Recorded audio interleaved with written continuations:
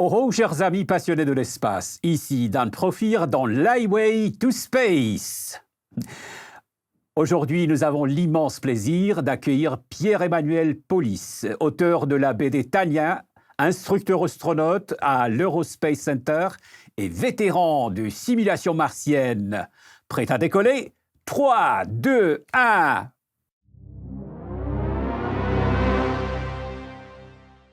Pierre, un immense merci d'avoir répondu à notre invitation et d'embarquer dans l'aventure de ce podcast.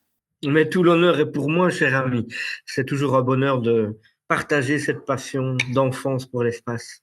Absolument. Commençons par votre double vie. Comment conciliez-vous création BD avec Tania depuis 1997 et éducation spatiale à l'Eurospace Society? J'ai commencé avec Tania d'abord. Elle a existé avant que je ne débute ma carrière à l'Eurospace Center en tant qu'instructeur. Et j'ai fait des études de bande dessinée et donc il était évident que mon héroïne que j'allais créer plus tard, qui s'appelle Tania, même si sa première aventure n'a rien à voir avec l'espace, allait un jour devenir astronaute. Et c'est suite à une rencontre avec l'astronaute français Jean-François Clairvoy, qui a eu lieu à Paris au Salon du Bourget au milieu des années 80, que j'ai décidé d'en faire une astronaute, car Jean-François a été d'accord de devenir mon conseiller technique, vulgarisateur, relecteur, fournisseur de documentation, de photos, parce que je rappelle qu'à l'époque, Internet n'existait pas, et donc pour avoir la documentation, c'était pas évident du tout. Je n'avais pas d'autre choix que de m'adresser à des spécialistes du milieu, et pourquoi pas astronaute. Et puis, en même temps que ça, j'ai pu débuter une carrière d'instructeur à l'Eurospace Center grâce à notre premier Belge dans l'espace, donc qui s'appelle Dirk Friemuth, et qui, après son vol il y a 32 ans, a créé une association qui s'appelle l'Eurospace Society, dont l'objectif est de promouvoir les sciences spatiales en Belgique auprès de la jeunesse et du grand public en général. Et il a pu avoir la possibilité d'engager 2 enseignants pour organiser les classes de l'espace à l'Eurospace Center, qui a été créé en fait 1 an avant son vol. Et donc on organise des classes, on organise des stages d'astronautes. Il avait besoin de 2 enseignants. Et un beau jour, il m'a téléphoné en me disant: tu as bien un diplôme d'enseignant pédagogique, ce que j'avais également en plus. Il connaissait ma passion pour l'espace et me voilà embarqué dans la grande aventure de l'Eurospace Center. Mais j'allais pas abandonner Tania, évidemment, non plus. Donc je travaille comme éducateur spatial pendant la journée, et puis à l'époque on était un peu moins vieux qu'aujourd'hui, et donc j'avais le courage encore le soir de me remettre à dessiner, à écrire et à dessiner donc les premières aventures spatiales de Tania. Donc ça a été un melting pot de tout ça qui fait que j'ai pu mêler ma passion de l'espace et de la bande dessinée en créant un personnage inédit, femme de surcroît, astronaute européenne. Oui, et c'est fantastique, c'est fantastique. Tania, on va dire, n'est pas une BD mainstream, mais et là c'est fun. Quel est votre secret pour garder une série de niche vivante depuis plus de 28 ans? 28 ans, c'est vrai, mais contrairement à ce qu'on pourrait croire, il n'y a pas tellement d'albums de Tania que ça. Et ceux qui ont été imprimés, enfin édités, ont été réédités. Et donc, ça a poursuivi de génération en génération les fans de Tania. Et surtout aussi, je crois que le gros point fort de la bande dessinée, c'est de mêler un personnage fictif, Tania, à la réalité de l'actualité spatiale et du milieu spatial. Elle côtoie des vrais astronautes dans son histoire. Elle côtoie Thomas Pesquet, elle côtoie Franck Dewin, Claudie Aigneret, etc. Et je me sers de mes voyages, de mes connaissances de l'espace pour enrichir évidemment ces aventures qui sont entièrement fictives, même un peu de science-fiction d'ailleurs. Elle va tourner autour de la Lune en Soyouz, ça c'est quelque chose qui n'a jamais été fait, mais qui pourrait se faire. Elle décolle à bord d'une fusée Ariane, c'est pas possible non plus, mais dans mon histoire, c'est une grande première pour l'Agence spatiale européenne. Et je pense justement que c'est tout ça réuni, tous ces ingrédients qui font qu'elle a son public, qu'elle a ses passionnés. J'ai une anecdote avec ça. J'ai été contacté il y a pas mal d'années par une maman d'une petite Tania, ça ne s'invente pas, qui m'explique que sa petite fille à l'époque, qui avait 9 ans, avait deux grands héros dans sa vie, c'était Tania, ma Tania, et Thomas Pesquet, et qu'elle avait les photos des deux sur sa table de nuit dans sa chambre. C'est extraordinaire ce genre de choses. On ne se rend pas compte de l'impact qu'on peut avoir avec un personnage de BD qui est symbole des femmes, symbole de la science, que ça peut apporter. Et vous travaillez encore un nouveau projet BD, Christine Fischer, journaliste spatiale. C'est un peu un coup de folie. Je n'ai plus la patience et le dynamisme pour entamer un nouvel album de Tania. C'est énormément de travail. Et quand on sort du boulot, j'ai 60 ans maintenant, ben on est un peu fatigué. Et se mettre à dessiner, les yeux fatiguent également. Parce que les albums de Tania, faut bien dire, ils ont été dessinés en soirée, en partie de nuit, pendant des week-ends, pendant des congés, pendant des soirs de Noël, de réveillons de Nouvel An, pendant que tout le monde s'amusait. Moi, je dessinais parce que j'avais pas le temps de faire autre chose. Il fallait avancer et des délais à respecter. Et donc, j'ai eu l'occasion, il y a quelques années, de visiter le porte-avions Hornet qui a récupéré les astronautes d'Apollo 11 et qui se trouve actuellement dans la baie de San Francisco. Et on m'a donné une carte qui m'a permis de visiter tout le porte-avions de la cale jusqu'au pont d'envol. Et quand je suis sorti de là complètement bouleversé, je me suis dit, waouh, c'est un décor incroyable. J'ai envie de faire quelque chose, mais qui se passe au retour des astronautes. Au mois de juillet 1969. Donc pas avant ni pendant le vol, mais l'histoire débuterait au retour des astronautes, c'est le début de quelque chose. Alors Tania, elle est contemporaine, donc il fallait que je trouve une astuce pour mon histoire se passe en 1969. Retourner en arrière. J'avais 5 ans, retour en arrière. Et donc, comme je suis très ami avec l'astronaute américaine Anna Lee Fisher, dont la fille Christine est journaliste vedette sur la chaîne de CNN, eh bien, Anna me parlait beaucoup de Christine, je la vois régulièrement à la télévision, j'ai quelques contacts avec elle, voilà, et je me suis dit, waouh, on pourrait peut-être faire une journaliste qui française à l'époque, Paris Match, etc., qui aurait un passé spatial, par exemple avec des parents qui auraient vécu sur la base de Peenemünde, parce que il y a aussi eu des Français qui ont travaillé à Peenemünde, qui ont été récupérés par la France après la guerre, comme les Américains, les Russes ont pu le faire, et ça a donné naissance à la base de Vernon, notamment les fusées Diamant, les fusées françaises. C'est peut-être intéressant de faire ça. Et donc j'ai imaginé cette histoire, mais au scénario, pas au dessin cette fois. J'ai écrit une histoire. Quand je suis sorti du porte-avions, je suis rentré à toute allure à l'hôtel et j'ai passé la nuit à écrire une histoire. Et puis je l'ai retravaillé évidemment par la suite. Et puis, je me suis mis à la recherche d'un dessinateur. J'en ai parlé à mon ami André Taillemans, qui s'est proposé pour dessiner les 15 premières planches de l'histoire. Et maintenant, on va un peu voir comment on va continuer parce que les 60 ans d'Apollo 11 approchent à grands pas. Et ce serait peut-être l'occasion de relancer le projet et d'en faire quelque chose de concret maintenant pour célébrer les 60 ans d'Apollo. Oui, un projet anniversaire. Super, super. Parlons expérience extrême. Vol en 0G, simulation de mission martienne. Quel moment vous a marqué ou fait regretter votre métier? Regretter, jamais, jamais de la vie. Ma passion est devenue mon métier. Je n'aurais jamais imaginé que j'aurais vécu, gagné ma vie avec une passion. Et comme je dis toujours, je ne viens pas travailler, je viens m'amuser.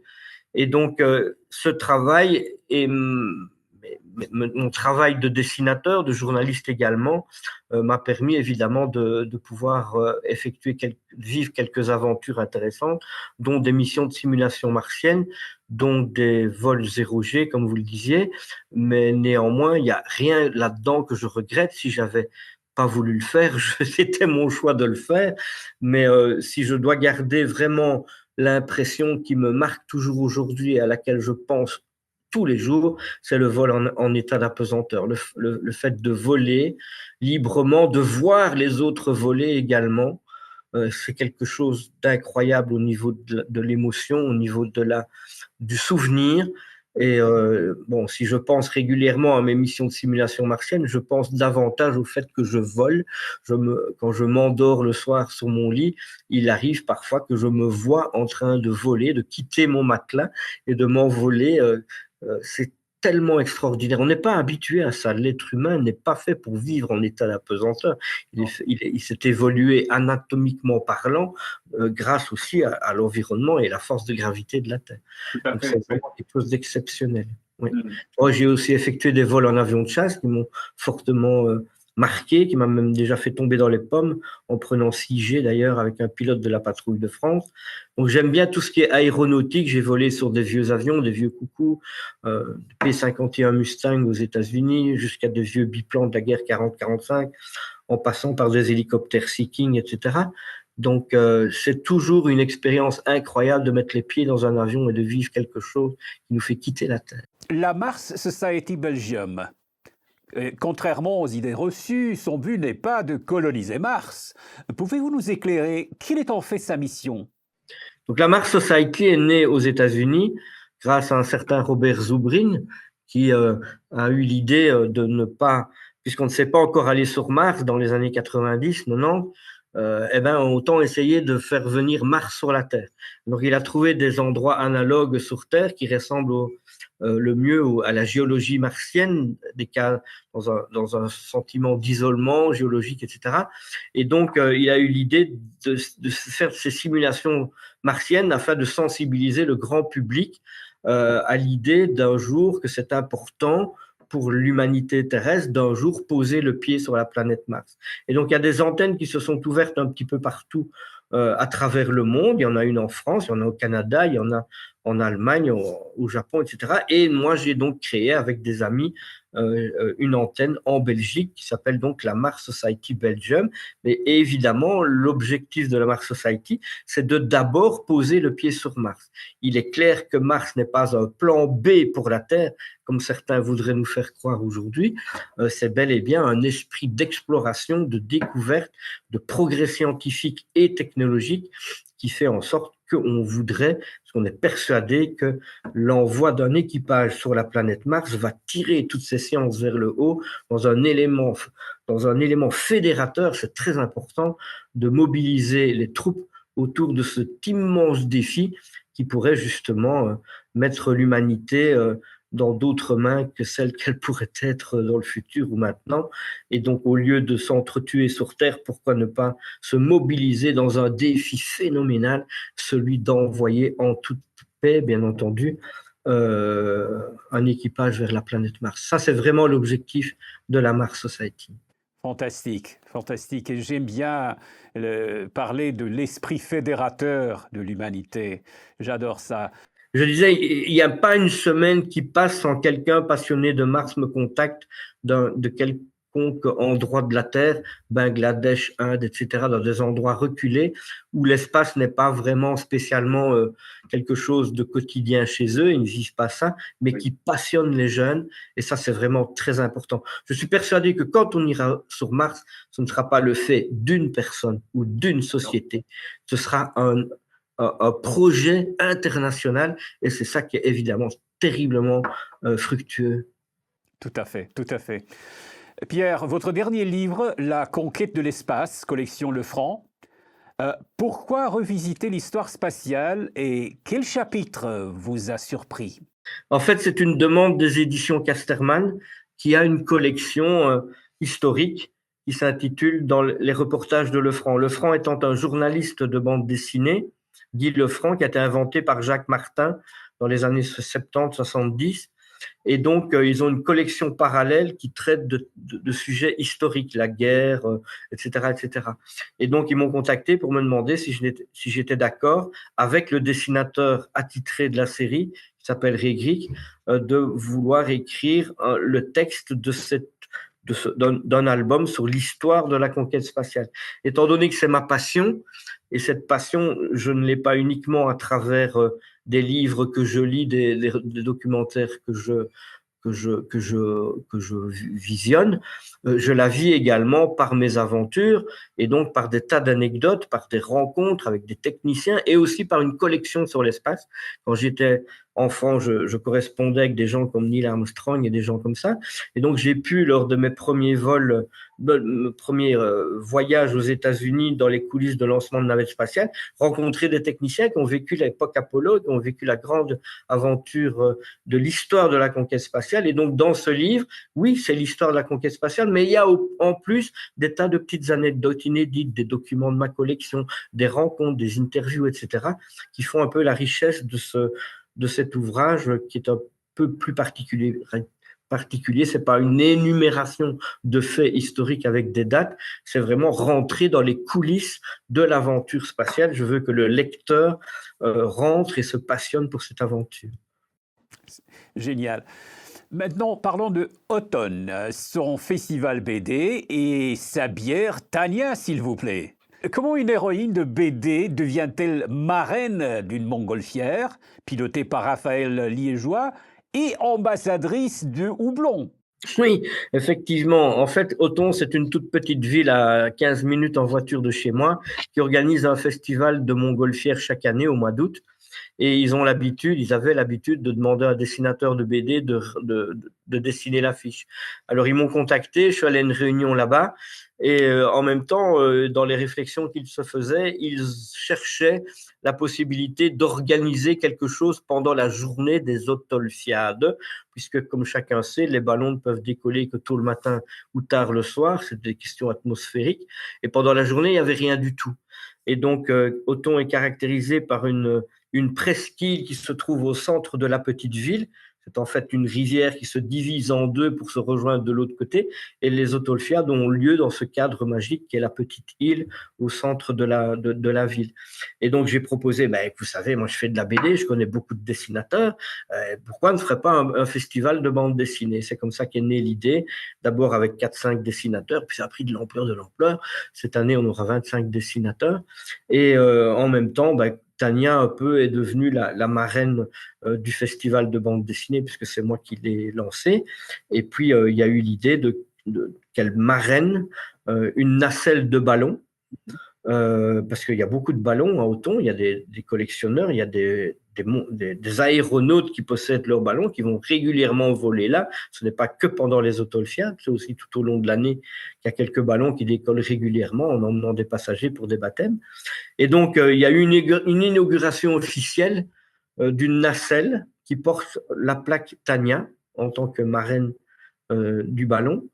Et il se fait que par le plus grand des hasards, ce pilote de montgolfière qui a fait décoller Tania pour la première fois, on ne le savait évidemment pas à l'époque, serait le prochain astronaute belge, à savoir Raphaël Liégeois, qui est maintenant à l'entraînement avec la Française Sophie Adno comme astronaute aux États-Unis, Japon, etc.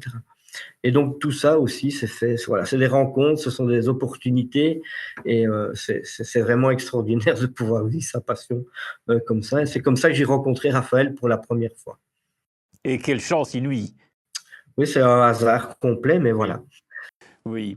Pierre, vous êtes aussi chroniqueur RTBF et RTL. Comment faites-vous pour résumer l'actualité spatiale en 10 minutes sans perdre les auditeurs entre SpaceX et les trous noirs?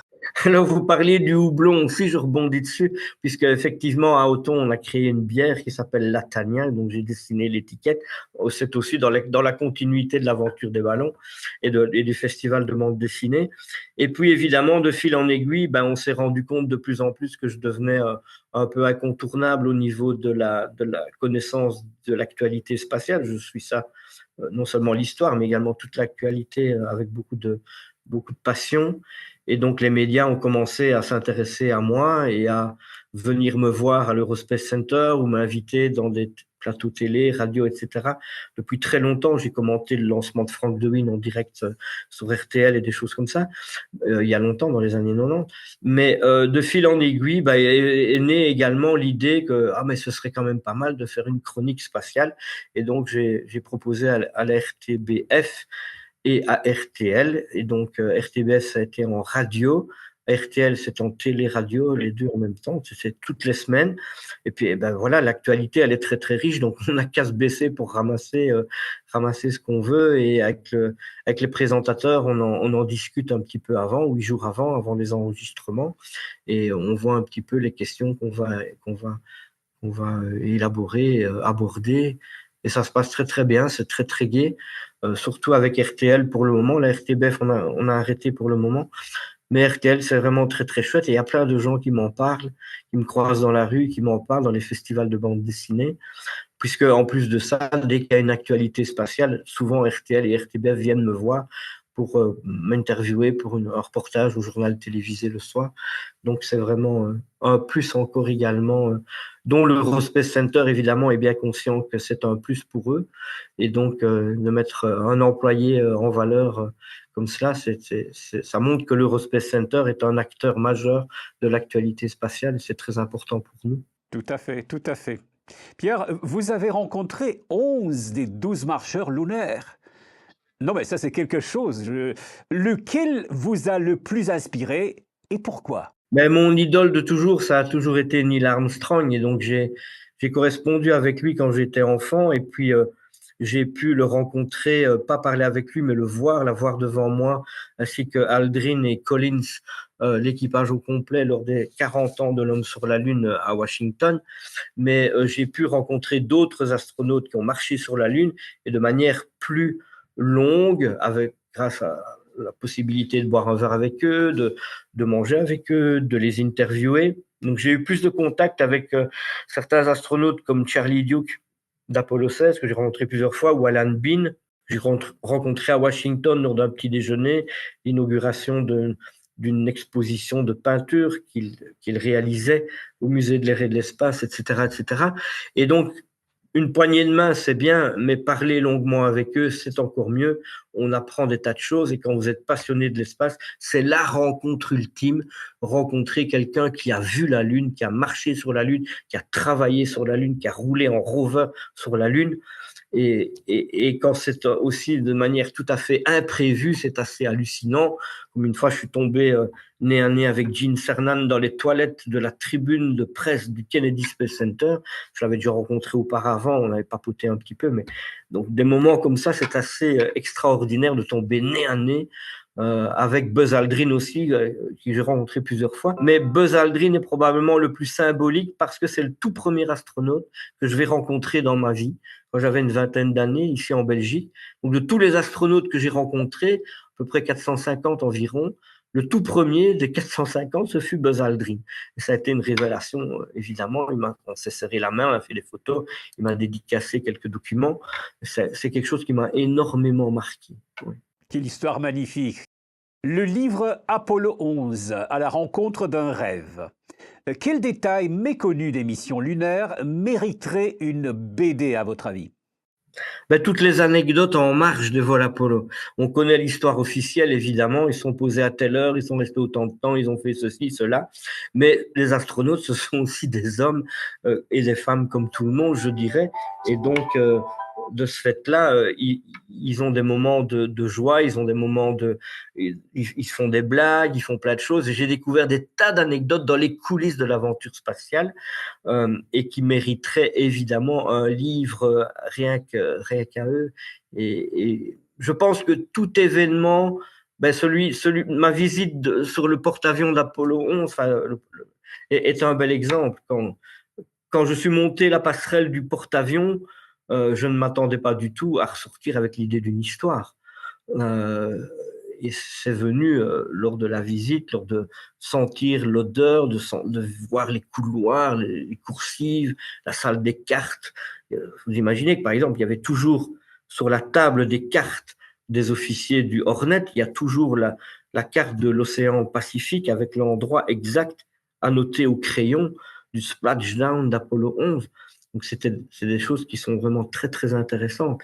Il y a l'aventure officielle, mais il y a aussi la sous-aventure, je dirais, qui est peut-être même encore plus passionnante parce qu'on touche les gens par des histoires, par le vécu des astronautes, des techniciens, de leurs familles, de nous qui les vivons également par ces rencontres. Et je crois qu'il y a énormément de sujets à développer, mais il faut trouver le temps, trouver les éditeurs.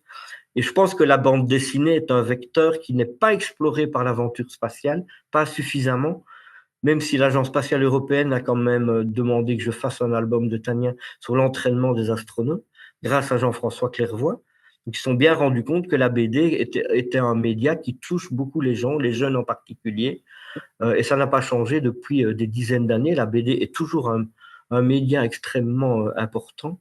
Et je pense que la science et l'aventure spatiale devraient s'y intéresser davantage pour justement propager cette bonne nouvelle scientifique et spatiale. Oui, et peut-être des émissions comme la nôtre fera vibrer quelque part cette idée que c'est important de populariser et d'avoir plus de confiance dans la BD comme forme de communication. Restons dans le coin. Vous êtes l'auteur vous l'avez dit tout à l'heure, vous êtes l'auteur des premières 15 planches de la BD Splashdown, un prélude dessiné par André Taimans.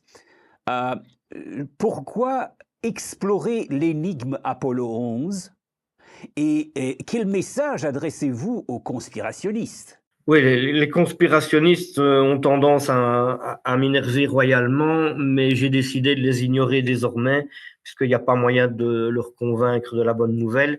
Et c'est surtout ce que je n'aime pas, c'est la propagation de toutes ces idées complètement fausses. Alors qu'ils y croient, c'est une chose, mais qu'ils les propagent, c'en est une autre, et elle est beaucoup plus grave, je trouve. Mais néanmoins, comme je disais, ma visite sur le porte-avions Hornet m'a donné l'idée d'une histoire complètement fictive qui commencerait au moment où les astronautes reviennent sur Terre, plus exactement dans l'océan Pacifique. C'est le début d'une histoire. Il s'est passé quelque chose. Neil Armstrong a un message à passer et elle s'adresse à la seule journaliste présente sur le porte-avions, à savoir Christine Fischer. Christine Fischer, yeah. Et donc qui est donc indépendante puisqu'elle travaille pas à la NASA, elle travaille pas à l'US Navy, elle n'est pas pilote, rien du tout. Donc elle peut être, sa manière d'être indépendante peut être un atout phénoménal pour que ce que Neil Armstrong est en train de faire passer. Je rappelle qu'Armstrong, Collins et Aldrin se sont enfermés en quarantaine pendant 3 semaines après leur retour, donc ils n'avaient pas l'occasion de correspondre avec des gens vraiment de manière libre. Et c'est ça qui m'a donné une idée d'histoire complètement fictive, mais qui effectivement s'adresse aussi aux complotistes, puisque dans mon histoire, on démontre justement qu'on a bel et bien été sur la Lune à travers une histoire complètement fictive, mais qui se sert de faits qui auraient pu être inventés, évidemment. Oui, oui. Bon, on a hâte de voir se matérialiser ce projet, oui. Mais les 15 premières planches sont dessinées, on peut la trouver aux éditions du Tiroir. Donc ça s'appelle Splashdown et c'est édité donc par les éditions du Tiroir, dessiné par André Taimans, c'est moi au scénario. Oui. Pierre, vos 2 simulations martiennes au sein de la MDRS, la Mars Desert Research Station, avez-vous vraiment cru un instant être sur Mars ou étiez-vous trop occupé à éviter les cactus du désert? Non, si vous partez dans l'idée que vous êtes sur Mars, que vous mettez dans le rôle du personnage que vous allez jouer, à ce moment-là, vous vous imaginez évidemment que vous êtes bel et bien sur Mars. Maintenant, le rêve commence au moment où on ferme la porte du module et qu'on décide de débuter la simulation. C'est sûr que quand on arrive là-bas, on arrive en Jeep, on doit prendre des dispositions comme amener de l'eau potable, apprendre de l'équipage précédent les procédures de travail, d'utilisation de la station. Donc là, à ce moment-là, effectivement, on n'y pense pas du tout. On est en train de préparer quelque chose, je dirais, des communs. Mais à partir du moment où on ferme la porte, on commence les briefings, qu'on va dormir, qu'on s'endort là, qu'on se lève le matin en regardant par le hublot l'incroyable paysage qui s'étale sous le module, là, eh bien, je vous assure que moi, j'étais vraiment persuadé d'être sur Mars. On est vraiment dans l'isolement, on est dans les conditions d'un séjour sur Mars, excepté évidemment le voyage jusque-là et le retour. Alors c'est sûr qu'on voit des cactus, c'est sûr qu'on est tombé sur des touristes en pleine sortie extravéhiculaire.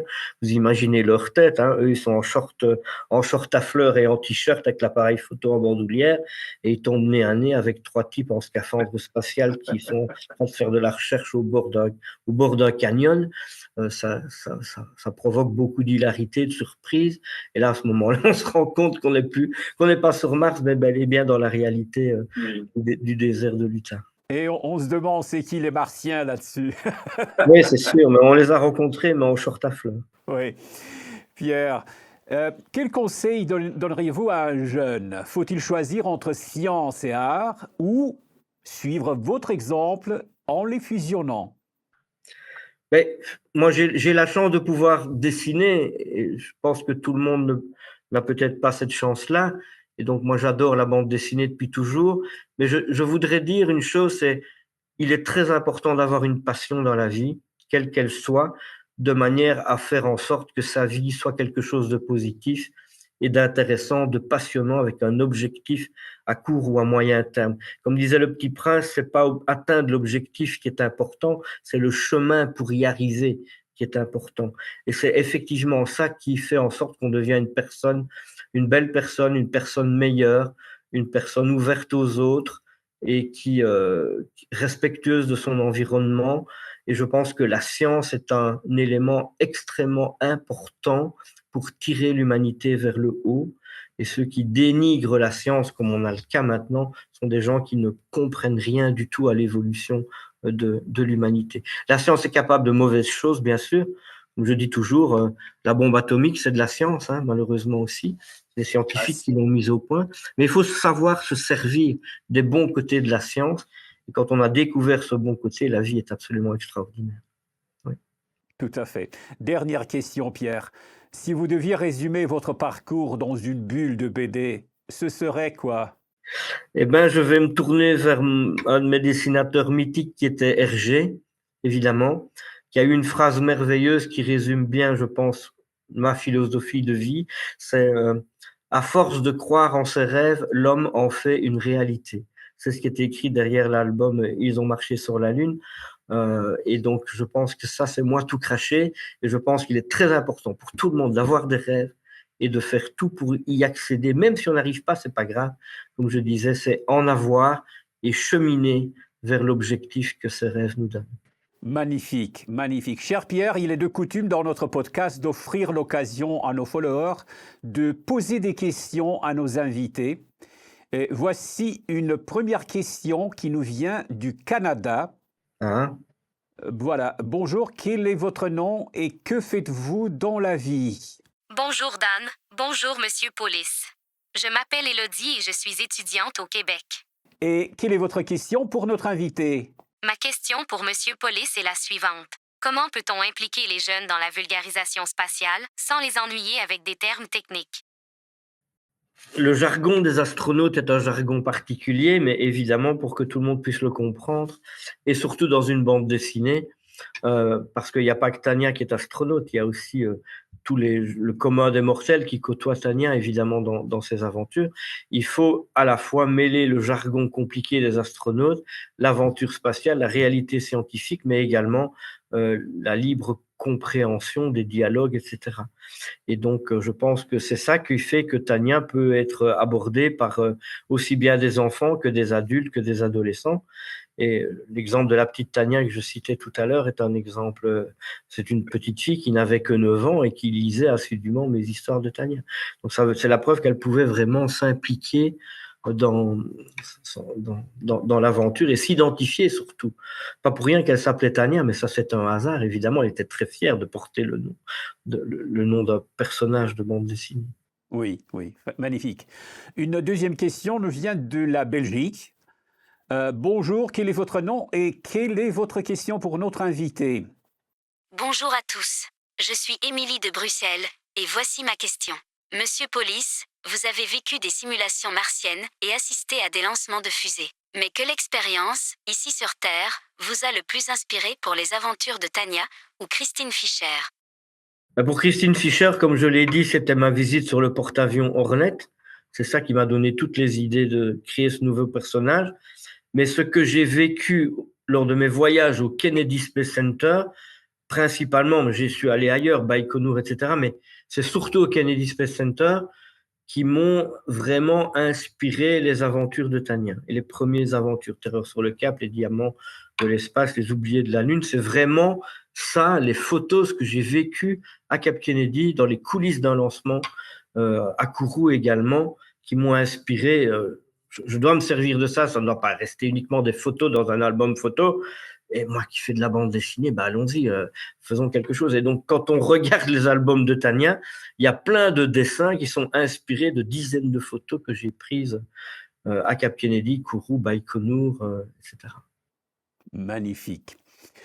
Pierre, c'est la fin de notre épisode.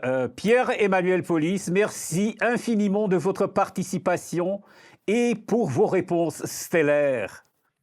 Merci beaucoup, c'était un vrai plaisir et j'espère qu'il y aura beaucoup de jeunes qui seront inspirés par peut-être effectuer des études scientifiques grâce à un modèle qu'ils pourraient trouver parmi un astronaute, parmi un technicien, parmi un journaliste, que sais-je. C'est tellement passionnant, c'est un monde vraiment passionnant.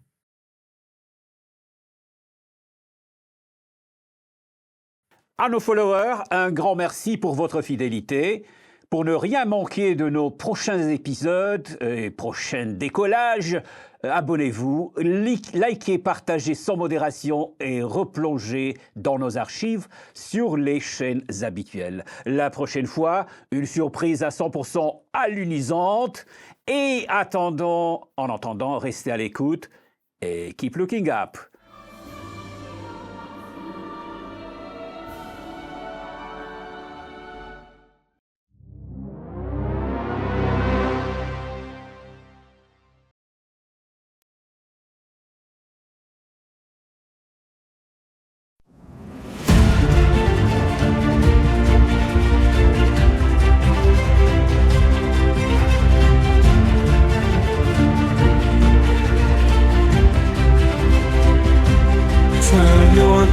To the night, a blanket of stars. We're setting our sights on worlds near and far.